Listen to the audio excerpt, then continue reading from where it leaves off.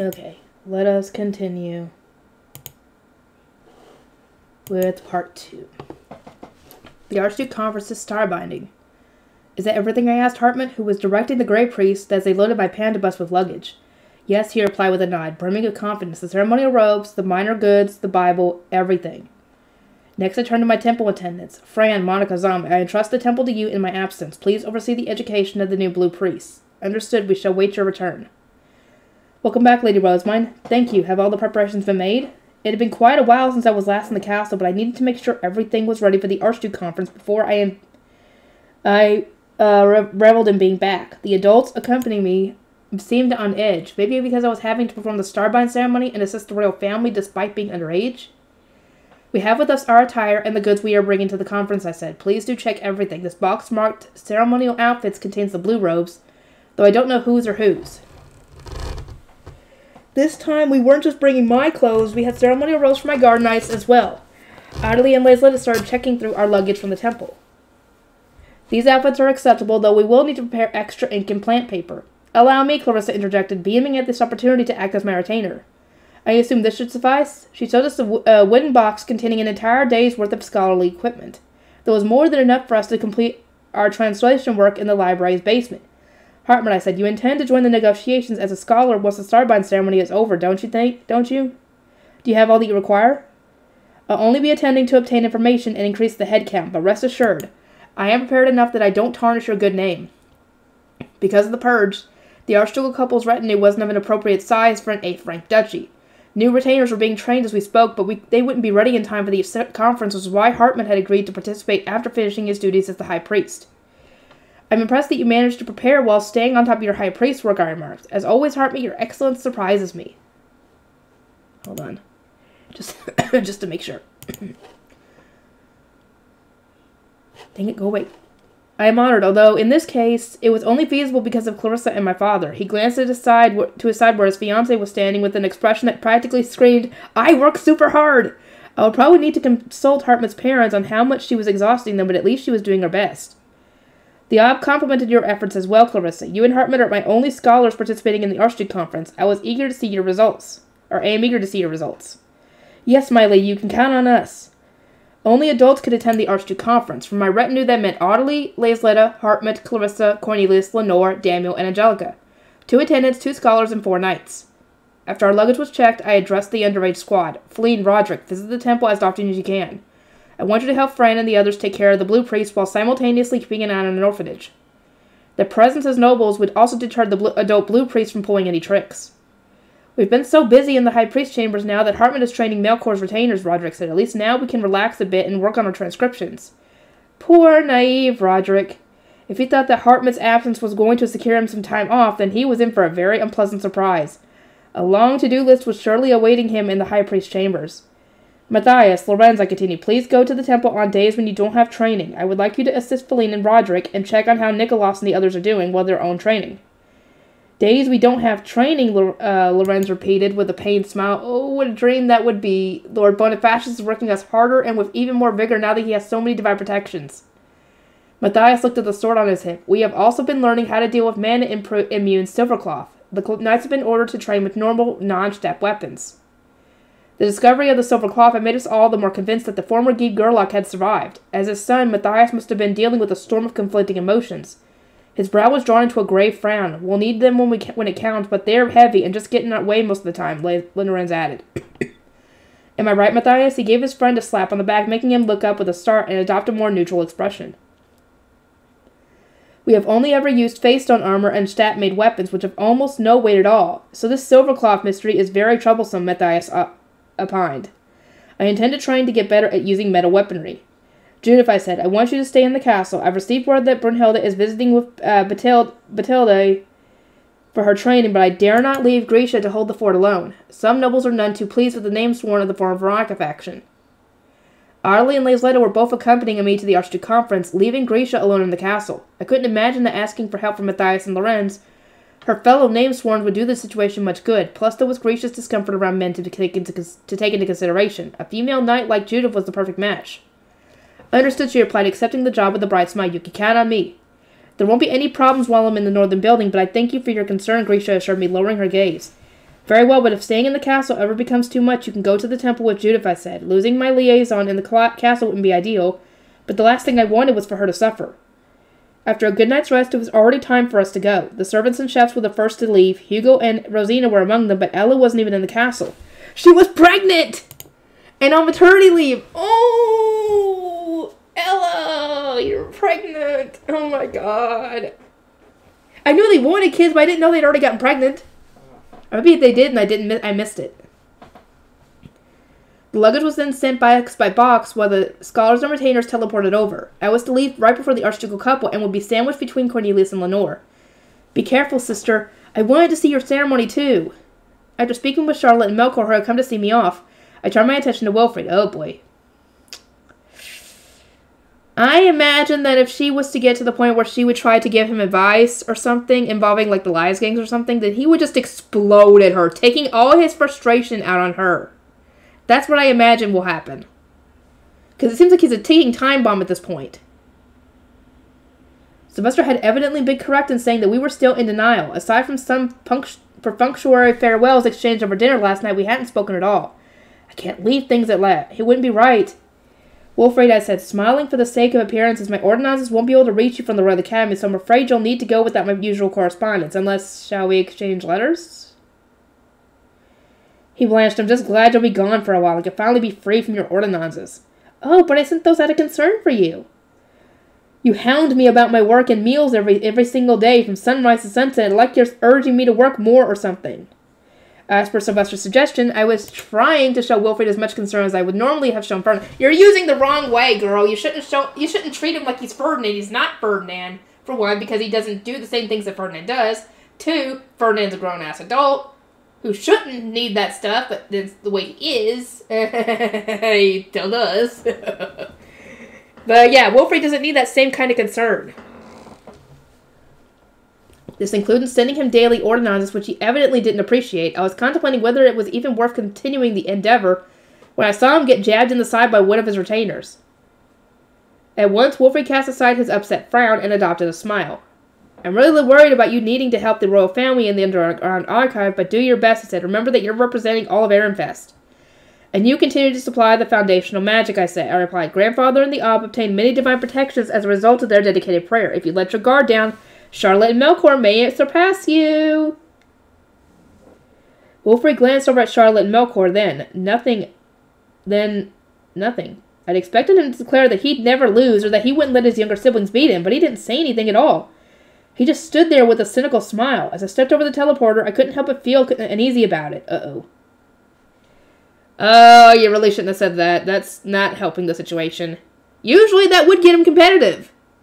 But not now. It's gonna make it worse.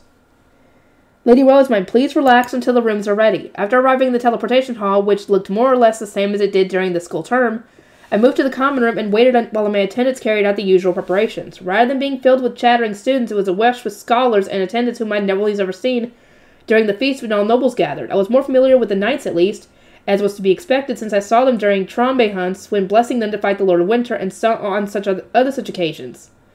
And, of course, the knights, scholars, and attendants gathered in the common room were all adults. I must be the only shorty in the room. It makes me feel as though I don't belong here, which is entirely true, to be honest. Lady Rosamund, good day. Elvira approached me in full scholar attire, and we started to discuss our printing trade with other duchies. I sipped the tea that Norbert had poured for me all the while, and it wasn't long before some very curious scholars in the business were gathered around us.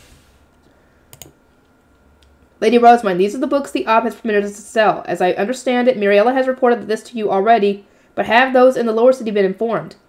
Indeed, I said, they have confirmed as much already. Furthermore, the Merchants Guild reported that the training of those from Groschel is progressing smoothly, and they have more than enough product ready. Elvira nodded and then flashed a smile, an unmistakable glint in her dark eyes. How goes the third volume of the story of Vernestine? As per the order, the Rosemine Workshop and the workshops in Groschel are on pace to have it printed in time for summer. I am unsure how much progress those in Groschel have currently made, but we have already completed our first copies in the Rosemine Workshop. I have brought them to be presented during the Archduke Conference and will have them sent to your room later. Oh my, I thank you ever so much. Just as Elvira gave me a giddy smile, the Archducal couple entered the common room. Sylvester looked the same as always. As for Florencia, she looked much better than she had during the Interduchy tournament. Her morning sickness had presumably improved. Her belly was a little more prominent than usual, but not enough that anyone would notice she was pregnant at a glance. Standing among their retainers were Riarda and Cardstead. I'd seen them last night during dinner, but it was always nice to know that they were doing well. Rosamund, the Starbind ceremony is on the first day, Sylvester told me. Don't forget to prepare. As soon as breakfast and such is over, you'll meet with the Sovereign Temple in the auditorium where the ritual is being held. I know that working for the royal family won't be easy, but I need you to see this through. Right. After that, Sylvester and Florencia continued to their rooms. Their presence had caused the scholars to pause their work. I suppose they hadn't wanted to rush around in the presence of the Archducal couple, but now they were busily resuming their preparations for tomorrow. The knights in contrast seemed a little bored.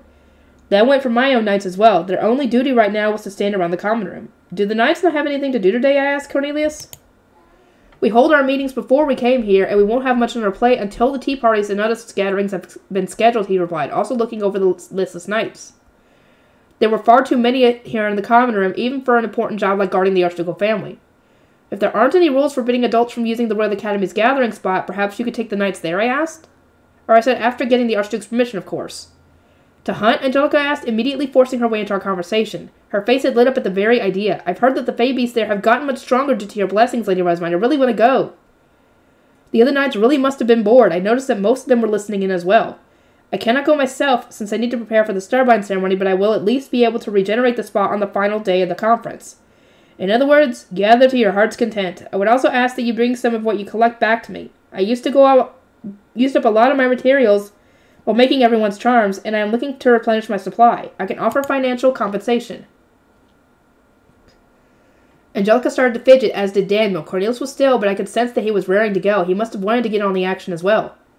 In response to their excitement, Lenore giggled. I will stay to guard the room so that the rest of you can hunt. Are you sure? Cornelius asked. You need to wait here on your own.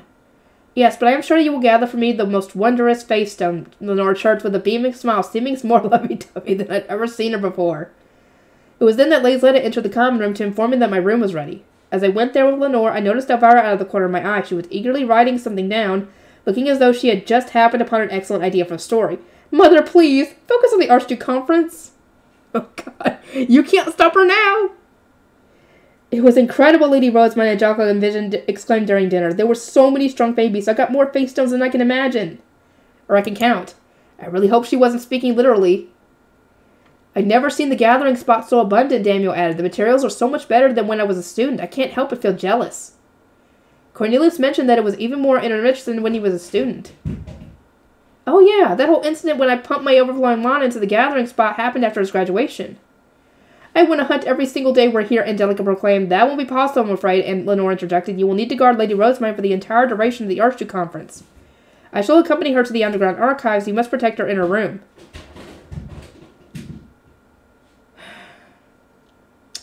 Her voice was cold and commanding. Yes, I know, Angelica murmured, crestfallen. Only female knights could guard me in my room, and it would have been too unreasonable to ask Lenore when she was already due to guard me in the archive.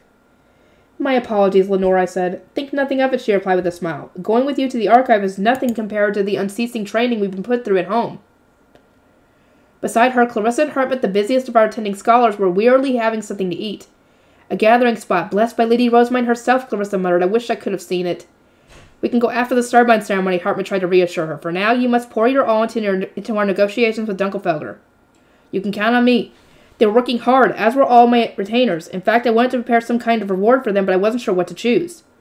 The Italian restaurant is going to be much busier from this point on, and my retinue is so large now that I wouldn't be able to bring everybody at once. Maybe something more material would do? Alcohol was being served with dinner, which momentarily surprised me. It never made an appearance during the school year for obvious reasons. The usual chatter had also been replaced with more serious discussion, perhaps because the Archducal couple was in attendance. The scholars in attendance already had arrangements for tea parties and other such gatherings, and they were all deliberating who would meet with which duchy and what meals and sweets they would need to prepare for them. It reminded me of the pre-game meetings for the Interduchy tournament and made me realize something. The tournament really was the preliminary stage of the Archduke Conference. As I continued to eat, my eyes wandered to those who had been 6 years when I first enrolled at the Royal Academy. They were involving themselves in the conversations and suggesting ideas. Then I returned to my room. Audley helped me to bathe and informed me that she had delivered the new Fernestine volume to Elvira, who had apparently been positively overjoyed.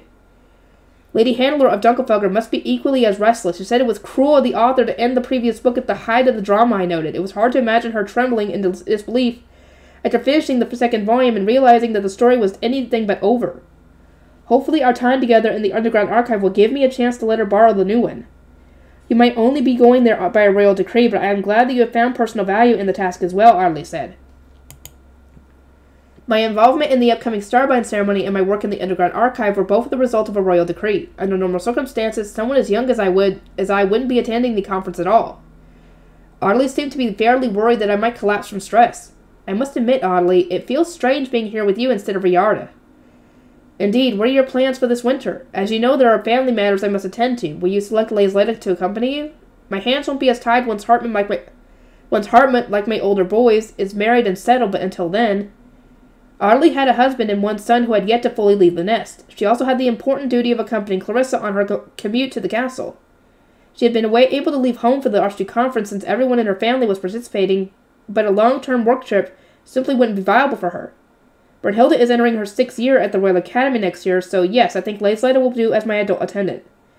The problem is what comes next. She will doubtless start to feel the strain when Brunhilde is my only remaining archnoble attendant. It would be cruel of me to entrust business with the royal family and top-ranking duchies to second-year Brunhilde, but there were some things that Laysletta simply wouldn't be able to do as a men noble. I suppose I will need to think about taking another adult arch attendant, though that won't be easy. The Purge had already done enough to diminish the noble population, and the Lasgang nobles were assembling to serve as Brunhilde's retainers when she became the obstinate second wife. I got the dog right. It wouldn't be easy for me to find myself an adult arch attendant. Perhaps I should discuss this with my mothers? The next day after breakfast, I cleansed myself with warm water and then changed into my ceremonial high bishop robes. Audley and Laysletta were helping me put on my last few accessories when Lenore and Angelica came in wearing their ceremonial blue shrine maiden attire. Holy cow, they're way too beautiful. They might be protecting me, but who's going to protect them? Ah, how wonderful, Clarissa sighed. It pains me that I won't be able to stand outstage with you, but I shall burn the sight of your ceremony into my memory from the audience. After receiving that fervent show of support, I made my way downstairs. Hartman, Cornelius, and Daniel were waiting for me at the bottom, all dressed in ceremonial blue priest robes. They had rejuvenation potions and face stones hanging from their belts, while Angelica had Stenlick on top of all that. Hartman was cradling the Bible. Now that I said turning to Sylvester, shall we go? Yeah, remember not to be rude to the royal family. No promises. Not intentionally, anyway. I nodded and we started toward the auditorium. We exited the dormitory and made our way down the halls of the Royal Academy's central building. I was so used to the scenery outside the windows being completely white, ivory buildings blanketed in pale snow, that the sight of so much greenery caught me entirely by surprise. Vibrant flowers dotted the landscape, bathed in warm-looking sunlight and swaying in the gentle breeze. Springtime at the Royal Academy is a feast for the eyes, I said. I'm so used to seeing an expanse of white. This is my first time seeing it as well, Lenore said from beside me. It certainly is beautiful. We soon arrived at the auditorium, which had been transformed as it normally would be for the graduation ceremony. At the far end of the room by the shrine, I could see the sovereign priests preparing for the ritual. Lady Rosemine, came a voice. I turned to see a man approaching me, a man whom I recognized as the sovereign high priest. He had attended the Turnish Befallen inquiry during my second year, and I could still picture the scary look that had entered his eyes when I made Flutran's staff. I couldn't remember his name, though. I, Emmanuel, will serve as your high priest for today. I consider it a blessing to behold with mine own eyes the famed saint of Ehrenfest as she performs a religious ceremony. Oh, right, Emmanuel! How could I forget? His gray eyes glinted with the same fervorish light as before, and seemed unusually unfocused. I took an instinctive step back and grabbed the nearest sleeve. Lady Rosemine. Huh? Oh, I gazed on expecting to see Ferdinand, only to realize that I was clinging to Hartman instead. My mistake. I let go of his sleeve, then returned to my focus to Emmanuel and said, I see the shrine has been prepared. We will soon be ready for the ceremony, though it would appear that you have yet to finish your own preparations, Lady Rosemine. You do not have the crown of light or the cape of darkness. I cocked my head at him, unsure what he meant. There was already statues of the goddess of light and god of darkness on the shrine, the former with its crown and the latter with its cape. The shrine appears to have them already. I refer not to the shrine, but to your own person. The High Bishop does not wear divine instruments during Ehrenfest Starbind ceremonies. In fact, they didn't wear divine instruments during any ceremonies or rituals. At most, they held the chalice for spring prayer. How lamentable, Emmanuel said with a heavy sigh that shook his head. A Lady Eglantine assured us that Ehrenfest had preserved its ancient religious customs. But how can that be when you have no knots of such basic arrangements? Does your Bible not detail the steps of the ceremony? At the very least, it does not mention high bishops needing to wear divine instruments. I also spoke with Ab Ehrenfest about the Royal Academy's past Starbind ceremonies, and it would seem that there is no precedent for what you are suggesting. Sylvester surely would have said something if the High Bishop had worn such bizarre attire during Prince Anastasius and Prince Eglantine's starbinding ceremony. We obtained this knowledge from an ancient text we discovered during the summer which detailed the ceremony in question. We believe that such knowledge would already be in your Bible, which is so much more detailed than our own. Perhaps it resides in the section you cannot read? Oh, right! We made it seem as though I couldn't read the whole thing. Hartman then entered the conversation. If the High Bishop did not wear any divine instruments last year, then I see no reason for us to do things differently. Oh, Emmanuel replied, then raised an eyebrow at him. Listen well. As I am sure you know, Lady Detlinde activated a magic circle during her coming-of-age ceremony. Though none believe our claims that its purpose was to choose an exempt, the fact remains that it appeared. Our texts in the Sovereign Temple do not lie. From there, he launched into a passionate rant about the Sovereign Temple's traditions, his gray eyes swirling all the while. What is wrong with him? Is he okay? Does he have some trug in him or something? Because he seems a little not right in the head right now. So that we might embrace the legitimate Zen with the proper ritual, we have begun investigating ceremonies at length. That is why we listened to King Trogkol's request and decreed that the Saint of Ehrenfest would serve us today as High Bishop. For she has the power to perform proper rituals. If we were mistaken, then we made a fundamental error from the very beginning.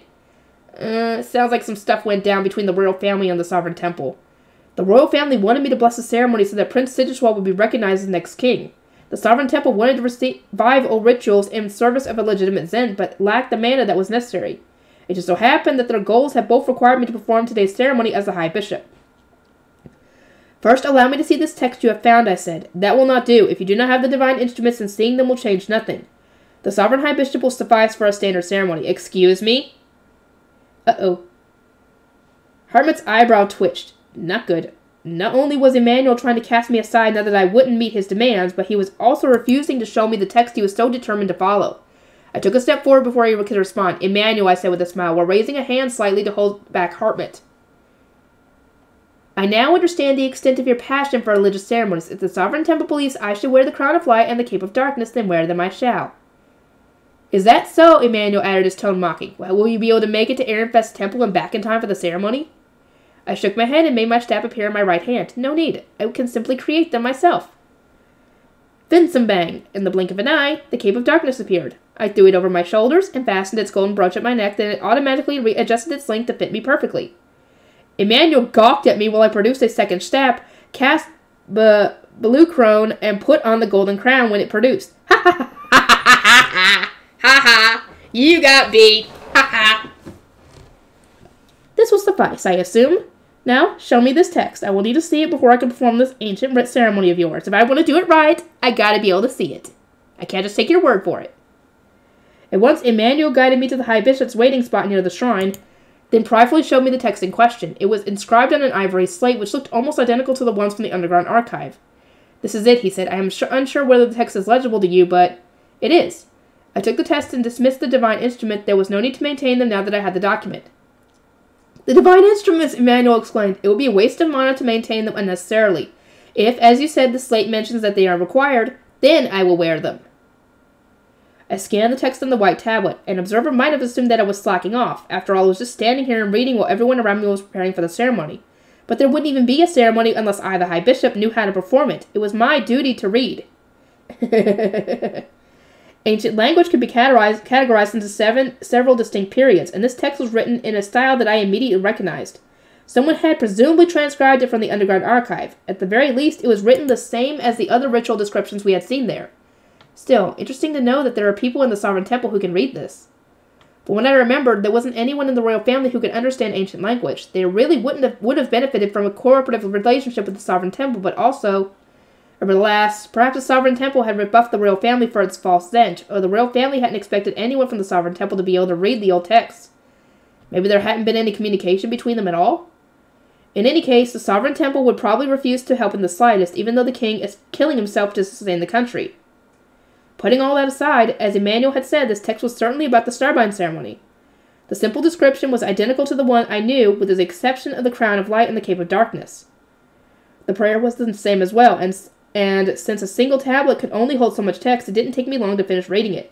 This is strange, though. In Ehrenfest, the Starbind ceremony is a nighttime ritual. According to the Bible, the god of darkness had wanted to bless the marriage of the god of life and the goddess of earth. Their union had taken place at night to make the process easier for him. Ehrenfest had maintained that tradition, but the Archduke Conference's Starbind ceremony was to take place at Third Bell. Personally, I thought it was a bad idea to hold a ceremony for the royal family during the day. The tablet didn't say anything about when it should take place, though some of my questions went unanswered. Is something the matter, Lady Rosemine? Lenore asked, leaning over. I shook my head. It would seem that the prayers and steps are identical, apart from the inclusion of the divine instruments. Then I returned the slate to Emmanuel. Well, whatever. Following these steps would satisfy the Sovereign Temple, and the most I need to do for the royal family is bless Prince Sigiswald. Although it seemed peculiar to be holding the ceremony in broad daylight, rescheduling it wasn't an option. The archdukes of every duchy had already arrived at the Royal Academy. Even broaching the subject would be a waste of time. For now, I said, I shall inform the royal family. Satisfied with what I've learned on the slate, I sent an ordinance to Anastasius telling him that the Sovereign Temple was trying to revive an ancient ritual and that they asked me to assist them. The text appears to be legitimate, I said. Do you think I should carry out their request? They have told me that if we perform the usual ritual, they will get the Sovereign High Bishop to perform in my stead. The royal family were the ones who wanted me to bless the ceremony. As such, it seemed only natural that they should speak with the Sovereign Temple themselves to decide which ritual was to be chosen and who would perform it. It wasn't as though I wanted to be today's High Bishop. In fact, now that I've read the tablet, I didn't even mind the thought of being sent home. I didn't want to be wrapped up in a power dispute between the royal family and the Sovereign Temple anyway. Stay where you are, was the prince's response. I will be there promptly. To my disappointment, it seemed that I would need to stay. I turned to Emmanuel and Hartmut, who were discussing the ritual. They seemed to be in dispute about who would perform the high priest duties. Hartmut kept double-checking the points at which I would need support, while Emmanuel insisted that the Sovereign Temple needed to maintain its presence through the high priest. Is Rosemine here? Anastasius asked as he approached. Delighted to see you again, Prince Anastasius, I replied. What the fuck? We greeted each other, after which I elected to let him and Emmanuel decide what role I would play. I won't go out of my way to say this, since it would obviously anger them, but I think the royal family was too sloppy with its ordering around of the Sovereign Temple. Just look at what a mess this has turned into. The Sovereign High Bishop had performed these ceremonies for years without fail, so it seemed pretty obvious that he wouldn't want some outsider swooping in and taking his place. To make matters worse, said outsider hadn't even been informed of crucial details, which had resulted in her being scolded. If the royal family really wanted me to perform the blessing, the least they could have done was keep a closer eye on the situation. Though I suppose it all just goes to show how little the temple thinks of them. So am I to perform this ancient ritual or not? I asked. Anastasius paused and said yes. We are better prepared for an unexpected incident than we were with at Lende. After all, even a fool could tell that with you involved, something bizarre is bound to happen. The nerve! If he was so concerned about something bizarre happening, then why was I here in the first place? Had he forgotten that he was the one ordering me to do this? So, Rosemine, what unusual consequence can we expect when you perform the ceremony clad in the divine instruments? Anastasius asked. I don't know. His eyes widened. You said that you read the text, did you not? That was true, but the tablet had provided only an overview of the ceremony. It hadn't gone into any considerable detail or mentioned what might happen, and it wasn't like that I could predict the future. I can confirm that it was about the Starbind ceremony, I said, so the wedding itself should proceed without issue. My explanation elicited a drawn-out groan from Anastasius, but he eventually conceded. As long as a Starbind ceremony of some kind is performed, that will do. The Oswald will be here soon, and we will, the royal family, will enter afterward. I must go for now. Stay here and take care to keep between the lines. After watching Anastasius turn away and swiftly depart, his cape fluttering behind him, I observed the obs steadily streaming into the auditorium. I could tell which duchies they were from by the colors of their capes. The occasion greatly resembling the Royal Academy's coming-of-age ceremony, but with adults instead of children. Loud chimes filled the air, indicating that it was third bell. Not everyone had entered the room yet, but those who hadn't soon picked up the pace. Once the colors of every duchy could be seen in the audience, Emmanuel stood in front of the shrine as the high priest and waved a magic tool covered in bells. The door opened in turn, and in came the royal family. There was Zend, his first wife, Anastasius, and Eglantine, and they all gracefully headed to their seats. For a moment, I wondered why the second and third wives weren't present, but then I remembered that only first wives attended the Archduke conference. Duh. The bell rang again, this time to mark my entrance. I stood up and made my way to the shrine. An audible stir ran through the crowd. It seemed that not every duchy had been told that I would perform the ceremony as the high bishop. I walked as quickly as I could while still being careful not to tread on my robes. Hartmut followed alongside me with the Bible in hand. All my knights flocked around me in their ceremonial blue robes. It was an unusual sight, to be sure. The high bishop would normally enter alone, but Hartmut's obstinacy and unrelenting insistence had resulted in our current formation. Hartmut was extremely wary of the Sovereign Temple. When its members had tried to argue that the high bishop should enter alone, he had shut them down with a single argument. Lady Rosemine is no ordinary high bishop. She is an archduke candidate as well. Then afterward he had approached my guard knights and said, "Your most important duty is keeping the sovereign priests away from Our Lady. If anyone so much as touches her without permission, sever their arms immediately." Uh-oh. Of course, cutting their arms off sounds a bit extreme. Emmanuel does creep me out, though, so I appreciate having everyone nearby. Yeah, Emmanuel was kind of giving me a little crazy vibes. I arrived in front of the shrine, at which point Hartmut gave me the Bible. Lenore adjusted the hem of my robes for me, then stood off to the side. Emmanuel waited for us to complete our preparations and narrowed his eyes slightly and gestured with his hand. He was signaling me to put on the divine instruments. In response, Hartmut stood back at him, urging him to start without them. He understood just how much mana it required to maintain the instruments, so the later we could bring them out, the better. There was a repetitive back and forth of waves as the two high priests tried to out-stubborn each other. It wasn't long before some impatient muttering came from the audience, which spurred Emmanuel to break the stalemate. The Starbind ceremony should now begin. Brides and grooms, enter.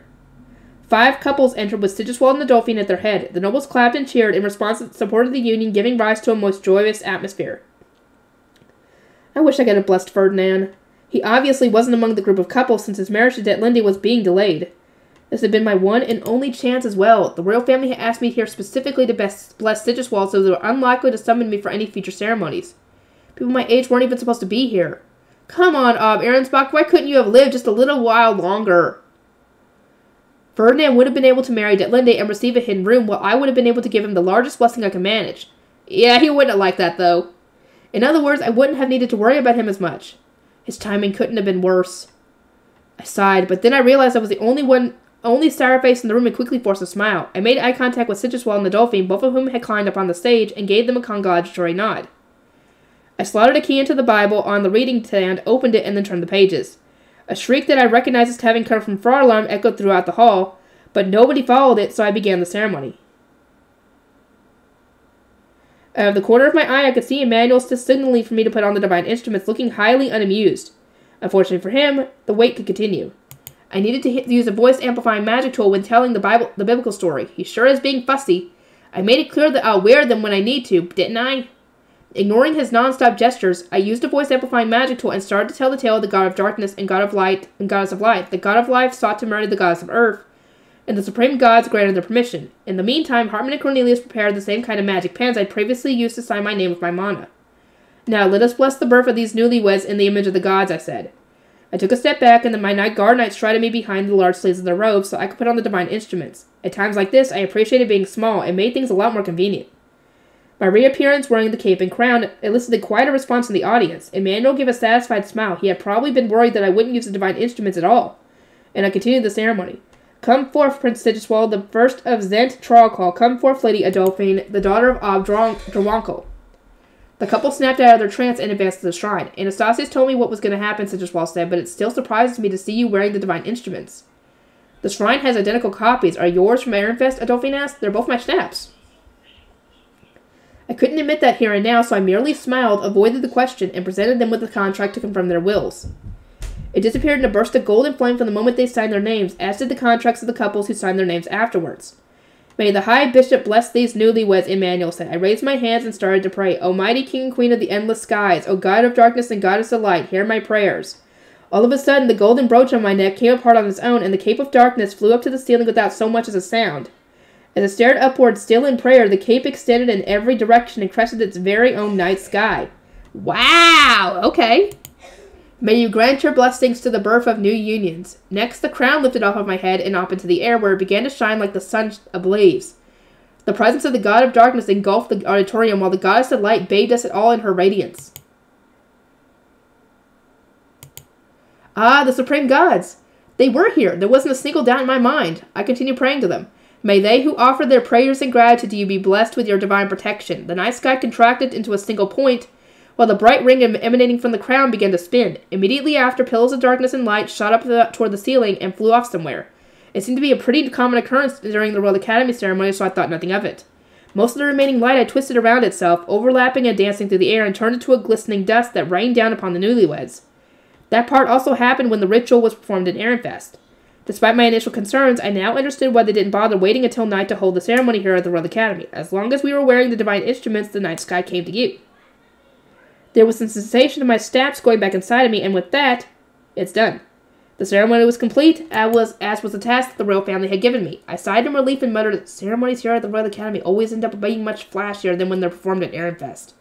And so much more divine, Hartman added with a smile. He was standing right next to me and was likely the only one who caught my remark.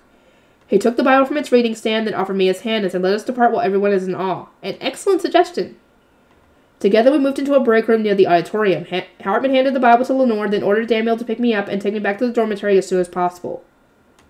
"Lady Rosamund," Hartman said, "please allow me to borrow Cornelius for the cleanup and any incoming questions." "Certainly, but you should take your leave now before any troublesome individuals appear. It might be a bit of a detour, but return through this door instead."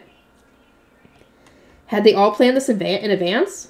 Angelica gripped Stenlick by the hilt, ready to fight at a moment's notice, and took the lead as we started down the hall. Daniel was hot on her heels. I was still in his arms, trying to wrap my head around the situation, and Lenore was bringing up the rear with a reassuring smile. "This is merely for safety's sake," Lenore assured me. "Hartman is tremendously wary of Emmanuel of the Sovereign Temple. He described the man as an incredibly dangerous fanatic." I was told that Emmanuel got an even more intense look in his eyes the longer he spent with me, especially now that he knew that I could wear divine instruments and read the ancient language the royal family hadn't been able to understand. Hartman saw him as a genuine threat right now. Well, for Hartman of all people to have called him a fanatic, it really must be serious. Yeah, I agree. Or, maybe that was a little cruel of me. Hartman never has that same crazed look in his eyes as Emmanuel, nor is he anywhere near as terrifying.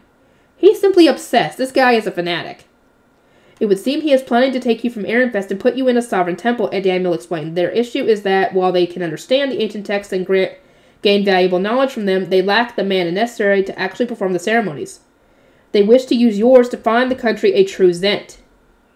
Hartman had ended up hearing this straight from the horse's mouth. Emmanuel had said to him that in these dire times, what Jurgen Smith needed more than anything else was a true Zent. He had proclaimed that Ehrenfest should support the Sovereign Temple in its study of ancient ceremonies, and that it was Hartman's duty as our high priest to instruct Ob Ehrenfest to send me there. "A true Zent must be obtained," he had said, "for the sake of Jurgen Smith in its entirety.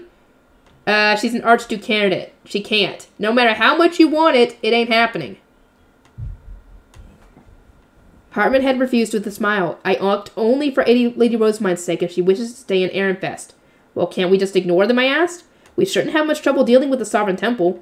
Indeed, if we were only dealing with the temple, that approach would work," Lenore said. "The problem is that the royal family is just as passionate about obtaining the Gruterscheid and a true Zent. Nobody can predict what decrees he might be made when these two groups' interests align. Hartman is more concerned about that than anything." Ehrenfest did not have the means to refuse a royal decree. Hartman was of the opinion that the royal family was making too many demands of us, even while they doubtless understood the danger of such oppression. You may have a personal connection to the royal family, but still, never before had they made so many requests of a given individual. It was also by their order that I was going to be reading documents in the underground archive. I was still underage, so I shouldn't have received permission to go there to begin with. I was also still a student, which made my involvement in these matters extremely confidential.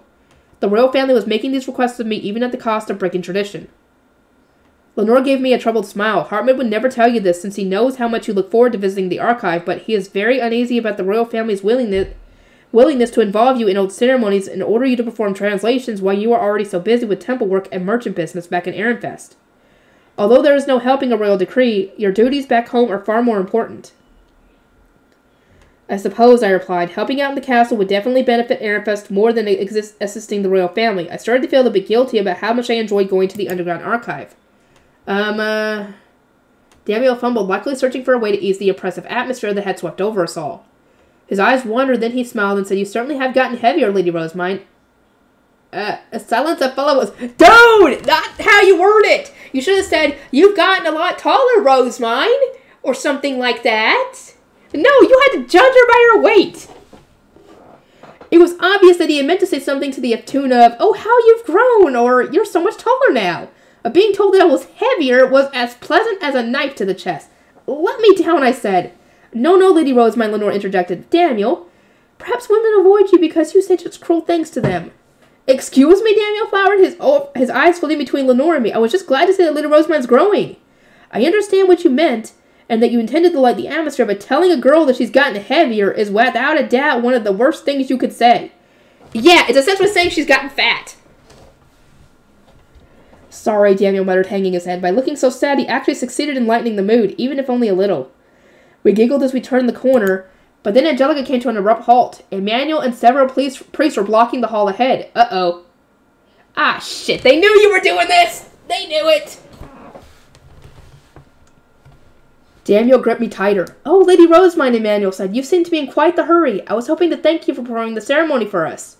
"Indeed," I replied. "I am feeling quite unwell from using too much mana, so I am in the process of returning to my dormitory. How shameful that you have seen me in such a state."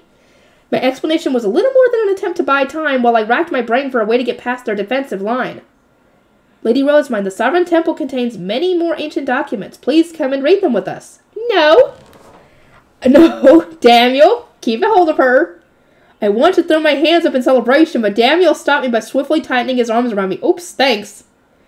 "The royal family declares our documents to be fake," Emmanuel continued, "so they refuse to pay us any mind. We were hoping that you would read them and prove that we speak only the divine truth." "My apologies. I am so unwell that I cannot even think straight. Furthermore, I believe that such requests should be made through Ob Ehrenfest." I then signaled Angelica with my eyes, telling her to advance. She nodded and continued onward. "Allow me to show you a more excellent place to rest," Emmanuel said, and extended a hand to me. In the blink of an eye, Angelica had unsheathed Stenlook. "If you touch Lady Rosemary without permission, I will cut off your arm." Emmanuel gulped. He must not have expected Angelica to be a knight, since she was still wearing her blue shrine maiden robes. Lenore took advantage of the shock and confusion to get past him, with Daniel following close behind. It wasn't until we were far away from the sovereign priest that Angelica sheathed Stenlook again. "Uh-oh, you're gonna have to tell the royal family about this. Because they need to know that, yeah, you almost got kidnapped." "Work in the underground archive. We practically blinked and you were gone," Sylvester complained. You didn't even give us a notice. Do you know how much trouble that caused us?" Yeah, we ran into trouble." Apparently, after my abrupt departure, Sylvester and Florencia had been subjected to a barrage of questions by the nobles sitting around them. Pale-faced, they had repeated again and again that such information was known only to the royal family, but they hadn't been enough. The commotion had followed them all the way back to the dormitory. I was sitting in the common room at Sylvester's order, with literally everyone from Ehrenfest who had come from the Archduke conference watching me. Being stuck with so many adults was more than a little intense. Unlike the other students, they weren't at all used to royalty-related matters and other strange incidents, so they were staring at me with stiff expressions. Sylvester shook his head exasperated. Under normal circumstances, we would have spent the time after the ceremony weighing up the other duchies while arranging tea parties and meals, but that was obviously out of the question. I demand an explanation. The conference starts after lunch, and I'm not looking forward to it. I incorporated into the ceremony some ancient practices the Sovereign Temple found written on similarly ancient documents, I said. The Sovereign High Bishop lacked the mana to perform them himself, so the temple asked me to act in his stead. It was at the royal family's behest that I agreed. From there, I explained the irritating exchanges that had occurred and stressed that I had spoken to Anastasis before taking any action. I had been willing to lead the ceremony to the Sovereign High Bishop and go home, but the prince had personally opposed the idea. Today's incident only happened because Prince Anastasis told me to oblige the Sovereign Temple, I said. Thus, if you have any further complaints, please address them to the royal family. The ancient text I was shown listed the steps of the ceremony and nothing more. So I did not know what would happen before I performed it. You performed the ceremony without even knowing what it would do? Sylvester exclaimed. Florencia looked equally shocked. Yes, I replied with a nod. The text did not offer an explanation, but the royal family still decided that it was worth the risk. Any questions the other duchies might have should go to them. The royals had tasked me with carrying out the annoying request, so they could take care of the fallout. I didn't expect them or the Sovereign Temple to be able to give me any satisfying answers. But that didn't matter. There was no reason for Ehrenfest to go through all this trouble when it wasn't our fault to begin with. In essence, the ceremony can be explained as simply as the ritual that Dunkelfelger performed during the introductory tournament, I said. We used divine instruments to offer mana to the gods, and our observance of ancient practices produced the results you saw today. Sylvester started to look more convinced. He could probably remember Dunkelfelger's demonstration. In truth, I continued, I'm more concerned about the Sovereign Temple. They want to use those revived rituals to obtain a true Zent. Do take care with the Sovereign Temple, Hartman interjected. Emmanuel is not one to heed the words of others. I am certain that he will go to any length to obtain what he desires, and our common sense as nobles will not apply to him. He spoke with a severe expression, having been on guard throughout the entire ceremony. His concerns had only increased after Emmanuel predicted and attempted to block our secondary escape route. He continued, Emmanuel seeks to control Lady Rosemine since she has the mana necessary to revive the ancient ceremonies that survive throughout the Sovereign Temple's records. Their ceremonies could indeed play an important role in the procurement of a true Zent, but such concerns fall to the royal family and the Sovereign Temple, not an Archduke candidate from Ehrenfest. Asking for my assistance might have been considered reasonable under more fortunate circumstances, but Ehrenfest didn't have the resources to be fretting about such things.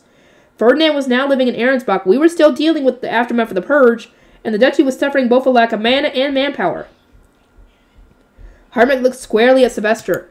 There is a very real chance that Lady Rosemine might be stolen from us. The royal family or the Sovereign Temple need only to find an excuse that the other duchess will accept. If we hope to prioritize her safety above all else, we must consider refusing this request for her to help out in the library. Most of the adults recoiled at the mere thought of opposing the royal family, but as they murmured their disapproval, Sylvester closed his eyes and contemplated the situation. I know that many of you think it would be too rude of us to refuse the royal family, he eventually said. But I'm going to protest if necessary. I'll even bring up how they extorted us to take Ferdinand. I thank you, Hartman replied. You were phenomenal, Lady Rosemine, Clarissa exclaimed the moment we sat down for lunch. She had watched the ceremony as a member of the Ehrenfest and was positively enraptured. Your every movement was as transcendently elegant, and your dazzling white robes, oh how you stood out amid all that sea of weary blue. All eyes were naturally drawn to you, and Clarissa, calm down, Audley said. That sea of weary blue was Lady Rosemine's guard knights. In fact, you could barely even see her when she was surrounded. Were your eyes not even open? Clarissa exclaimed, refusing to heed Audley's warning in the slightest. Did you not see Lady Rosemine's divine form? Did you not witness the divinity and compassion radiating from her expression? I am at a loss for words. As am I. Did you seriously assign that much meaning to a simple expression? When I saw Hartman take Lady Rosemine's hand and guide her onto the stage, I felt Sune let loose her hair and spread his cape wide. Oh, but then Lady Rosemine started speaking to the supreme gods, and my attention was drawn to her cute, captivating voice. A present from Zeal no less. Sorry, Clarissa, I can tell that you're complimenting me, but I don't have a clue what you're trying to say. Is Snade letting his hair loose a good thing, or is the part about his cape what matters most? With written text, I could observe the flow of each line and then extrapolate the significance from there. That wasn't an option when listening to someone speak. The words all came pouring out at once, and there was no time to analyze them when you were expected to give a proper response. To make matters worse, sometimes a person would mention one of the gods and start bringing up several more before you could even wrap your head around the first. It was all much too confusing. Save me, Audley! I turned to my likely savior, but she had already resumed eating, a sign that she had completely given up on calming down Clarissa. Meanwhile, Hartman was adding fuel to the fire, peppering the conversation with small remarks about what he had seen from the shrine. Indeed, one could tell at a glance that Lady Rosemine is a divine avatar of Mestinora, he said, and it seemed entirely as if the supreme gods were answering her call. How could anyone forget the cape of darkness fluttering into the air? Oh, one could fill any number of books trying to capture the divinity of that moment when she recreated the night sky. Do you not agree that even Grammarator would struggle to put into words the beauty of that scene? Yes, truly, Clarissa exulted. The stars twinkled deeply within the bosom of the god of darkness, while the gods of light... I don't understand. I'm just going to leave them to their own little world. One thing was crystal clear to me, though. Hartman and Clarissa really were perfect for each other. I left them to their excited chattering and turned to Laisletta, who had gone to the auditorium to watch the ceremony. So, what do you think, I asked. Ceremonies at the Royal Academy are always so fancy, aren't they? I was hoping to secure her agreement as someone who had once been my fellow student, but she gave me a troubled smile instead. Lady Rosemine, the word fancy is less than ideal. I would suggest wondrous, or perhaps mystical instead. It truly was a sight to behold. Yes, mystical, Clarissa exclaimed, her blue eyes sparkling as she butted into our conversation. The mystical gods made their presence known. She's not probably wrong about that. We could practically feel them among us. I would expect nothing less from you, Lady Rosemine. You can converse even with the gods themselves. That was not what we were referring to, I said. Clarissa, should you not save all this gushing about the ceremony for later when you can more freely discuss it with Hartman? For now, focus on your food. You haven't taken so much as a moment to savor it. Today's lunch was especially extravagant, serving as both a celebratory start to the Archduke Conference and an opportunity for the Duchy's nobles to socialize. Clarissa's raving had gone from being amusing to an annoying buzz in my ears, which is why I had indirectly suggested that she button it. Worry not, any meal is delicious as long as I can eat it while talking about you, Lady Rosemine. I see, then should we ask the chefs to start preparing less appetizing dishes for you? My apologies, I'll eat quietly. There were audible sighs of relief as Clarissa finally stopped rambling. I could help but wonder how Dunkelfelder had managed to put up with her for so long. I don't know. Maybe she wasn't like this before she saw Lady Rosemine? Who knows? It was the start of a new day. According to the reports I'd received, Ehrenfest had gotten plenty of very curious questions during the previous afternoon's meetings. But they had all been avoided with the use of 3 template answers. It was at the royal family's request that she included those ancient customs. The Pillar of Light was identical to it in nature to the one that Dunkelfelder produced during the Interduchy tournament, and please ask the royal family for any further details. We had also received more meal invitations than last year, but it wasn't anything that we couldn't manage, apparently. Hartman, Clarissa, please perform your duties as scholars with the utmost diligence, I said. Understood. I saw the adults off at third bell, then spent some time reading in my room. I would only be going to the library once everyone had reached their destinations and the halls were quiet. Lady Hannelore is going to be there, I said, so don't forget to bring the 3rd volume of the story for nesting. The guard knights held a meeting while Lady and Arlie were preparing. Only archknights can enter the underground archive, so Lenore and I will accompany Lady Rosemine, Cornelius said. Daniel and Angelica stand guard outside the library while we are inside. If anyone suspicious arrives, inform us at once, Lenore added. We will not be able to run or hide without first leaving the archive. Though I cannot even begin to imagine what manner of rampage Lady Rosemine would unleash if the library were to be used as a battlefield. Daniel and Angelica nodded. I would much prefer the sound of guarding the library to spending the day there, Angelica happily declared, at which point an ordinance from Solange flew into the room. Hannelore had arrived. Let us go, then. And so with my 4 guard knights and 2 attendants in tow, I made my way to the library. Here, milady. Mana, please, milady. Schwartz and Weiss had come to welcome me as I stroked their foreheads and supplied them with mana. Laisletta broke into a smile at the sight of the shoe mills, but oddly blankly stared at them. No amount of forewarning could have prepared her for seeing the library's magic tools greet me as their lady. Lady Rosemine, welcome, Solange said. Everyone is waiting in the office. There are so many people today, they must ask you to bring no more than 3 retainers with you. As it turned out, Hannelore wasn't the only one who had arrived. The royal family was here too. Oh boy. Daniel and Angelica stepped outside the library to guard the door, while Laisletta smiled and stepped away to prepare tea. That left me with Ottilie, Cornelius, and Lenore. I entered the office with my 3 retainers to find Anastasis, Eglantine, Hildebrand, and Hannelore. Also with them was a woman I didn't recognize. Her hair was up in a very similar color to Hildebrand's, while her eyes were redder than Hannelore's, and suggested a strong, cutthroat personality. She was probably in her mid-20s. That's probably Hildebrand's mother. So, Rosemine, Anastasia said, yesterday's ceremony took an unusual turn. We expected as much, but it produced even better results than we had anticipated. What does that even mean? I didn't know what Anastasia was referring to. It seemed to be positive, though, so I decided not to give it any more thought. Instead, I signaled with my eyes for them to introduce me to the new woman. Ah, this is Lady Magdalena, father's 3rd wife and Hildebrand's mother. As someone born in Dunkelfelder, she is well versed in ancient language and will be contributing to today's translations. At once I knelt before her and performed the usual greeting. I am Rosemine, an Archduke candidate from Ehrenfest. May I pray for a blessing in appreciation of the serendipitous meeting ordained by the pure rivers flowing from Plutraine, the goddess of water. You may, Lady Rosemine. I have heard much about you from the princess, and I am delighted that we can finally meet. I look forward to working with you during this Archduke conference. It was time to move. We passed through the closed stack archive and went down to the basement. Hortensia took the lead since she was an arch librarian, with Schwartz and Weiss hopping along with her. Even now, status was important. I watched as the royals spoke with their retainers who had been waiting outside, then descended. I heard about this place, but I'm still surprised that it existed below the library, Cornelius said, with a noticeably stern expression. He then muttered that Lenore had been correct in saying that we would have nowhere to run if we were attacked. Hortensia, Hannelore, and I slotted our keys into the metal-looking wall, which was then covered in complex patterns as lines of mana darted along its surface.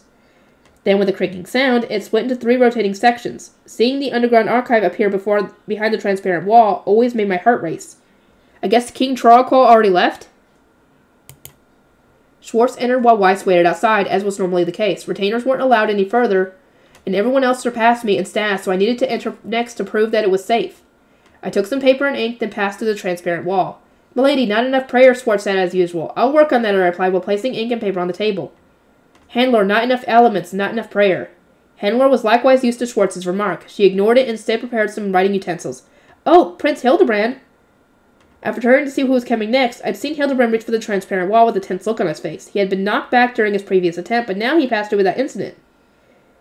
Hildebrand, not enough elements, not enough prayer. I got in, Hildebrand muttered. He hadn't reacted to Schwartz in the slightest. Instead, he was merely staring at his hands, his expression a mixture of surprise and joy.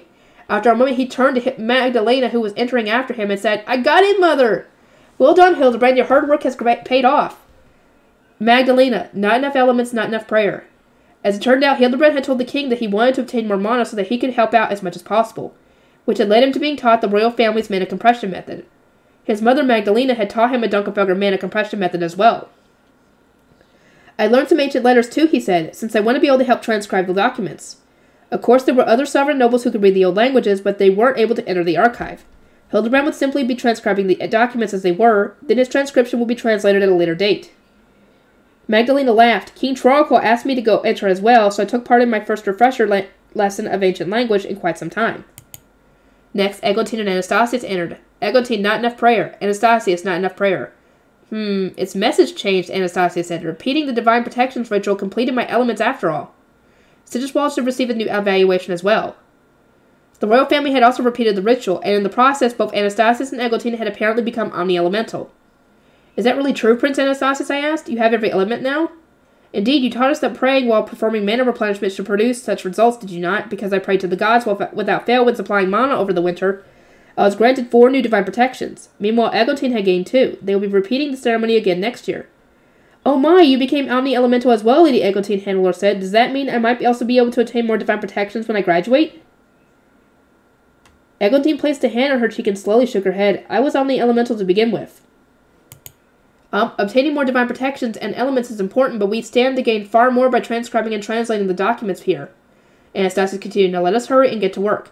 Egotine and I have plans this afternoon, so time is of the essence.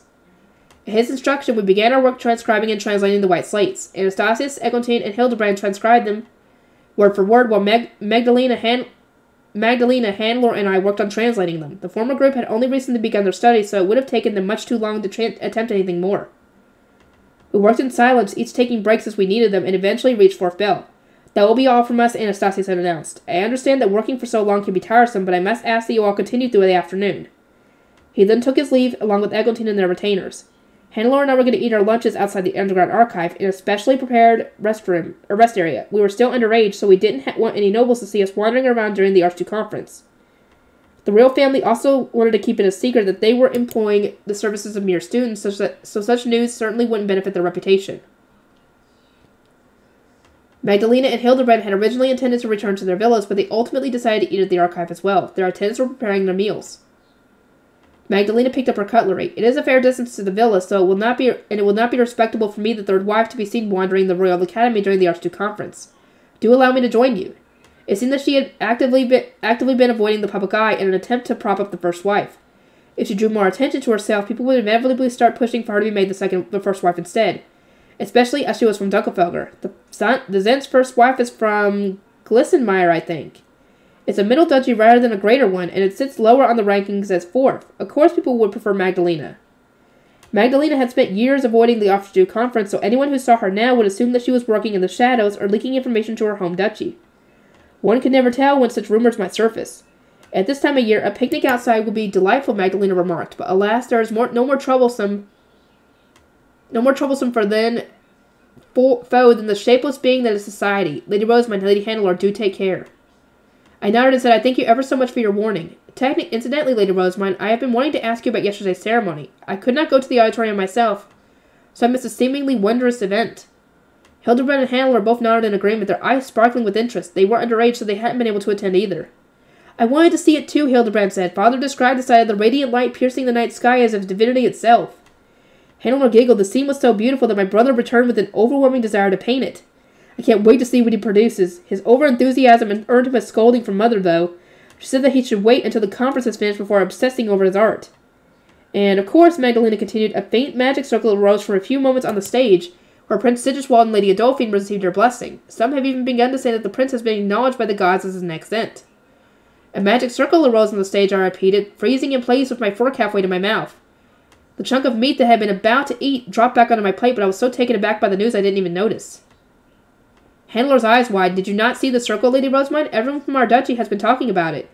You were performing the ceremony from the shrine, were you not? I paused, taking a moment to reflect on everything that had occurred. I was facing upward, as is customary when praying, so I did not see the stage at all.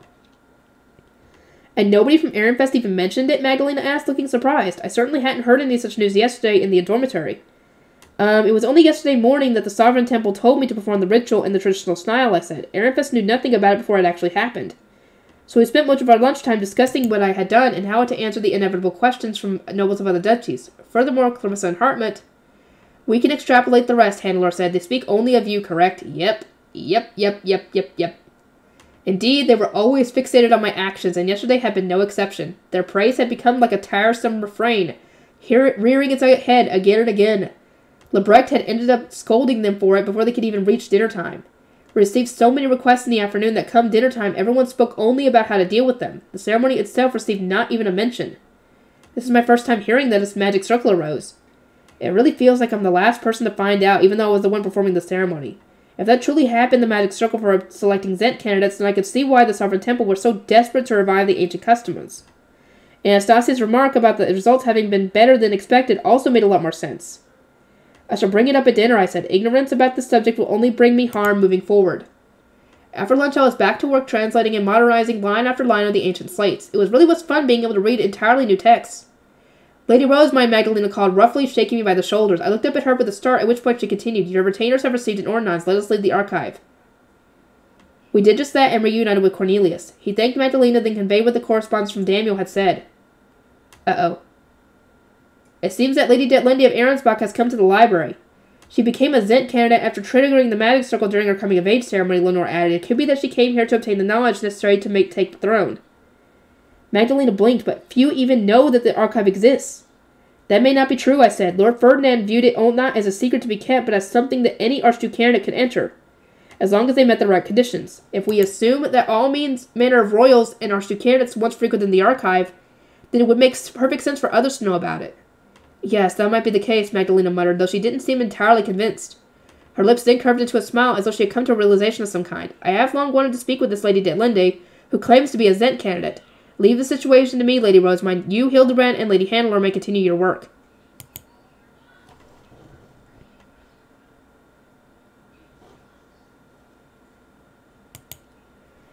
Okay, I'm going to end this off here, and I'll see you guys in the next one.